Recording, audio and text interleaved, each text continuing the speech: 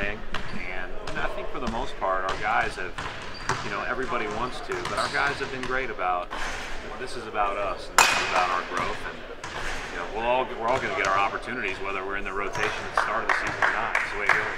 When you play a preseason game against the NBA team, you get a pretty good idea of how things work and are going for it.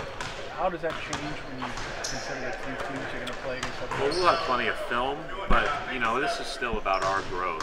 And I said this before, they've been practicing for a while, and I've seen, certainly I've seen Milano play on film a little bit thus far, and I'll get a little bit more into that, but I'll be focused on us for the most part. They're gonna have us spinning with some of the things they do.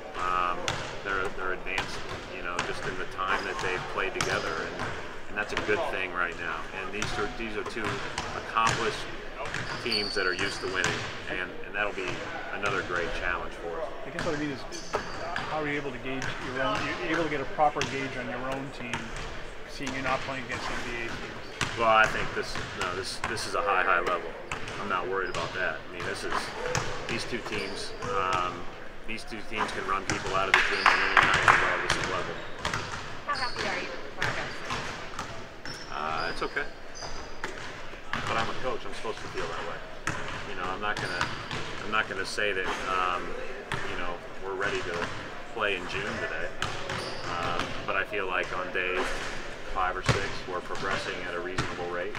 But we just have such a long way to go that it'd be silly for me to talk in exaggerating terms. You guys went big during the scrimmage with Jonas and Jay at 2 and 3. How much? Obviously, they were 4 or 5 a lot last year. How much does that change you guys when they're able to slide over? They were 3 and 4 a lot in that scrimmage too. So I mean, their versatility is good, or it's all the same, really. You have a little bit of a different role and a responsibility at that, but it's not drastic. You know, if you're playing with a different group, it might be more difficult. Right. I know last year we kind of toyed with the lineups. Evan was the 1, Jay 3, like point guard. Why'd you adjust your starting lineups to matchups? I mean, So I never really named them anything. You know, hey, he was a primary ball handler. I've said this before. I go with ball handlers, wings, swings, and bigs. And that's the way I look at the game. And I'd like to have 2 ball handlers on the court at once. But that's not always the case. Doesn't always happen that way. I'd like to have multiple swing guys on the court at once, like Jonas and Jay. That's a good thing.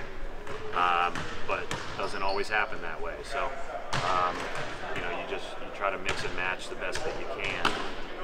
So we'll see. I mean, ideally, when you sit in meetings right now, you say, yeah, I'd like to have a different, I'd like to be able to change starting lineups all the time and all that stuff, but we'll see if that fits into a plan when in reality, see if it can work. I don't know. Right now, I'm, again, a lot more focused on whoever's in the game, how they're playing. You see it, Tyler Zeller in this camp? Been solid. He's who he is. He scored it well all the way through camp. He's been very efficient. And showed that again on Tuesday night when you guys were there. You know, he has that little in-between game that's extremely helpful. He's a great roller. That's helpful.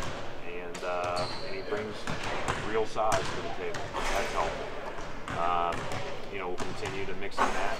Some guys he plays better with than others. And you know, we'll try to put him in a position to succeed. Is he more of a matchup type of guy for you guys because he is one of your true bigs who maybe doesn't have the kind of personality of the guys?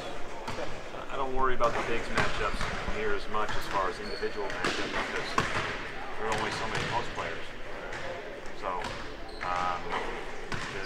the bigger question for me is how do we defend as a collective group, and what impact is he having on us? And that would be